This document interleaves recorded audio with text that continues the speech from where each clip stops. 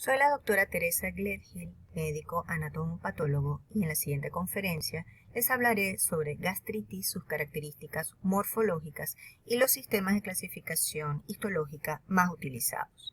La conferencia está estructurada de la forma siguiente, con especial énfasis en los rasgos patológicos generales de la gastritis, una perspectiva histórica de los sistemas de clasificación histológica, así como los sistemas de clasificación más utilizados en la actualidad. La gastritis se define como un proceso inflamatorio de la mucosa gástrica comprobable histológicamente y que se diferencia de la gastropatía reactiva por ser un proceso no inflamatorio.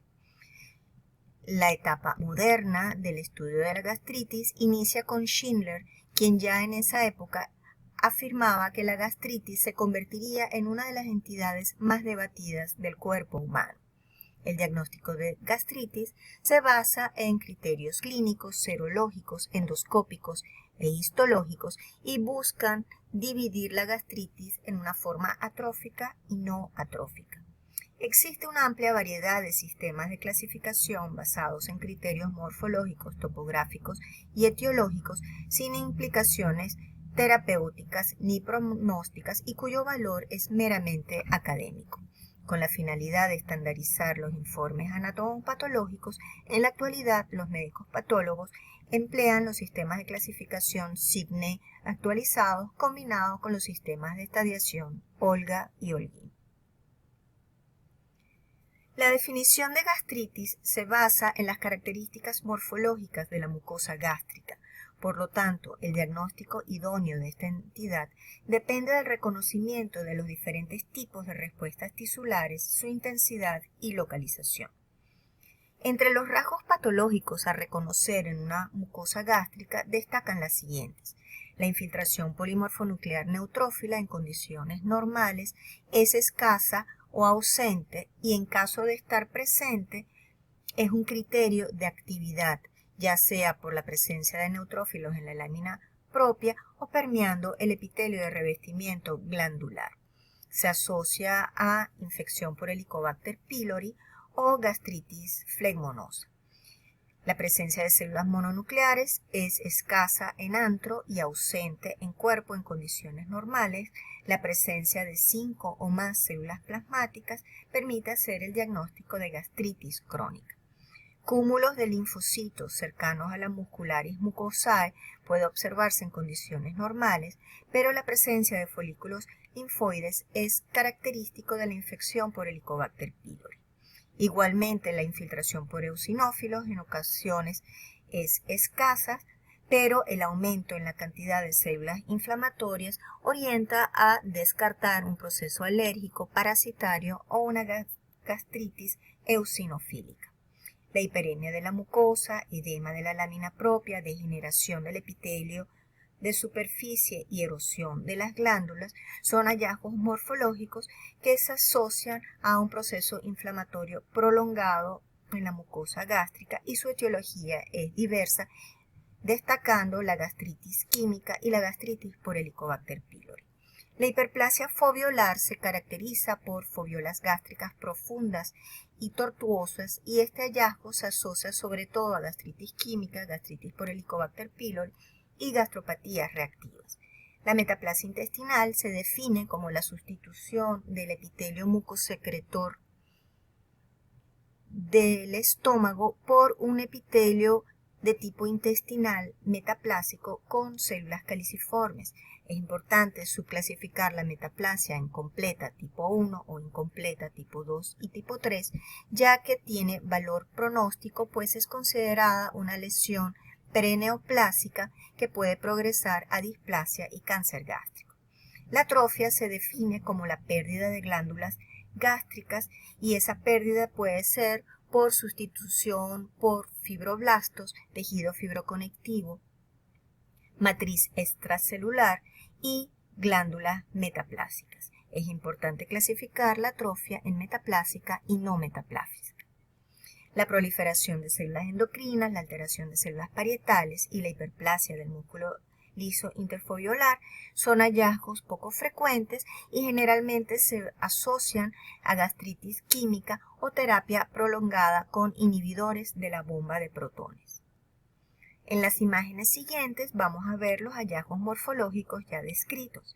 En la imagen de la izquierda vemos una mucosa gástrica prácticamente normal y en las imágenes subsiguientes podemos constatar la presencia de hiperplasia foviolar con irregularidad de las fositas gástricas, la presencia de edema, cúmulos y folículos linfoides, actividad polimorfonuclear, debido a la presencia de neutrófilos en la lámina propia y permeando el epitelio glandular, la presencia de los bacilos de Helicobacter pylori presentes en la luz de las glándulas gástricas y adosadas al epitelio de revestimiento glandular, dilatación y congestión vascular, sustitución del epitelio glandular por un epitelio de tipo intestinal con células caliciformes característico de la metaplasia intestinal y finalmente los hallazgos típicos de la atrofia donde vemos reducción en el tamaño de las glándulas e incluso pérdida glandular. Es importante que al momento de evaluar una biopsia gástrica, esta involucre todo el espesor de la mucosa gástrica para así poder valorar adecuadamente la presencia o no de atrofia. Desde mediados del siglo XVIII, numerosos investigadores han estudiado la mucosa gástrica tanto en muestras de biopsia como de autopsia.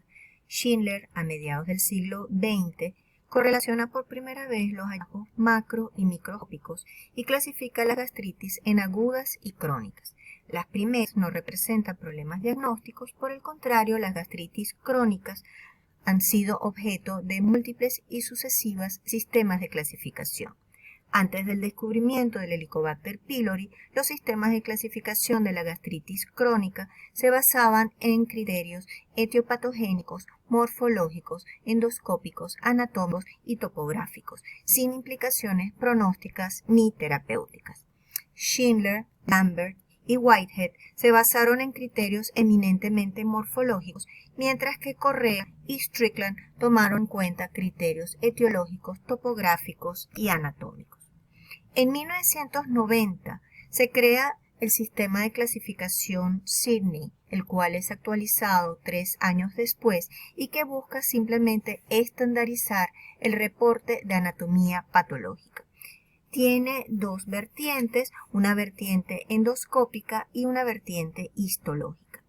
La vertiente endoscópica sugiere la toma de 5 muestras, 2 de cuerpo, una de incisura angularis y 2 de antro.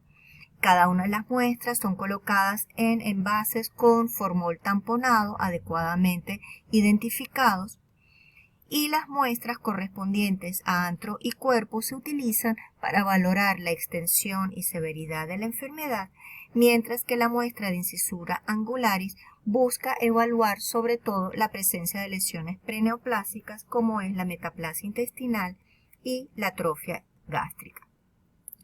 Desde el punto de vista histológico, el sistema Sidney valora 5 lesiones elementales: la densidad de Helicobacter pylori, la presencia de neutrófilos, la presencia de células mononucleares, atrofia y metaplasia intestinal.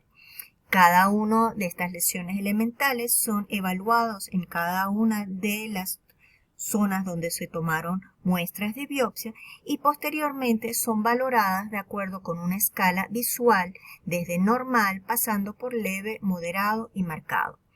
Una vez evaluadas cada una de estas lesiones elementales, en cada una de las zonas de toma de muestra se elabora el informe anatomopatológico correlacionando los hallazgos con la posible etiología de la gastritis y esta a su vez es clasificada en atrófica y no atrófica y a su vez la gastritis atrófica es clasificada en gastritis de tipo autoinmune o multifocal. También con el sistema Sidney se describen los tipos de gastritis especiales como es la gastritis química por radiación, linfocítica, eosinofílica, entre otras. El sistema Sidney no logra resolver todos los problemas, ya que el informe anatomopatológico estandarizado no tiene implicaciones pronósticas ni terapéuticas. Para ello, un grupo de investigadores liderados por Rouge y Capel desarrollan los sistemas de estadiación conocidos como Olga y Holguín. Las siglas significan enlace operativo para evaluación de gastritis y enlace operativo para evaluación de gastritis y metaplasia intestinal, respectivamente. Con estos sistemas de estadiación se evalúan los mismos sitios de toma de muestra ya precisados con el sistema de clasificación Sidney y en cada uno de los sitios de toma de muestra se va a evaluar la presencia y el porcentaje de atrofia y metaplasia intestinal respectivamente. La atrofia y metaplasia intestinal se van a gradar en normal, cuando no hay atrofia o metaplasia intestinal, leve, cuando hay de 1 a 30% de lesión, 2, moderado, cuando hay 31 a 60% de lesión, y 3, o severo, cuando hay más de 60% de atrofia glandular o metaplasia intestinal en los sitios de toma de muestra. Posteriormente, estos hallazgos son tabulados y el cruce de información permite clasificar a los pacientes en 4 estadios.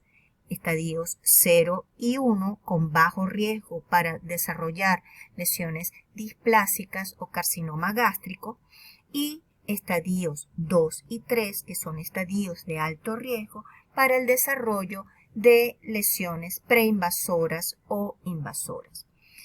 En el 98% de los casos, los sistemas, tanto Olga como Holguín, logran predecir adecuadamente la evolución de los pacientes.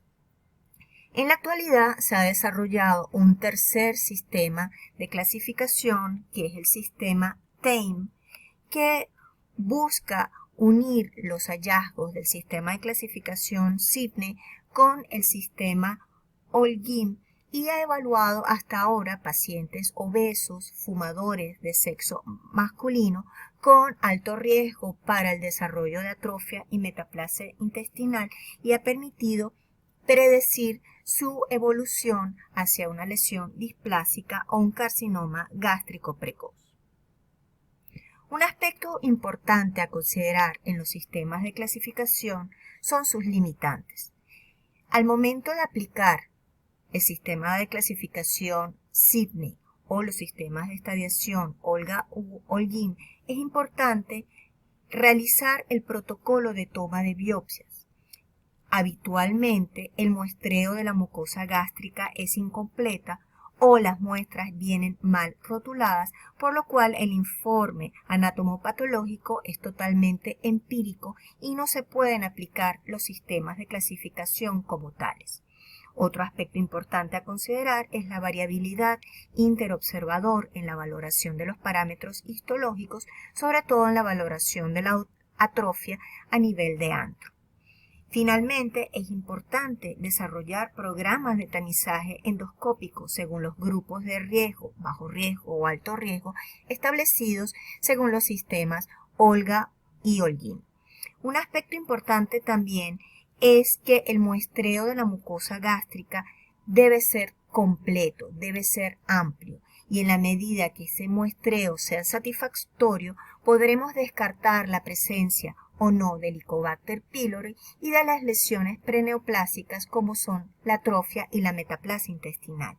De allí la importancia de combinar sistemas de clasificación endoscópica basados en imágenes de magnificación y alta resolución con sistemas de clasificación como el Sidney actualizado y los sistemas Olga y Holguín. Finalmente, para concluir, el diagnóstico de gastritis se basa en la evaluación histopatológica de las muestras gástricas.